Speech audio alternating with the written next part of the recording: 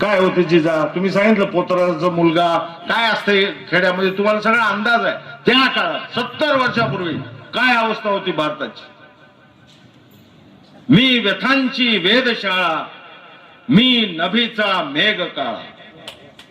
मी व्यथांची वेधशाळा, मी नभीचा मेघ काळा.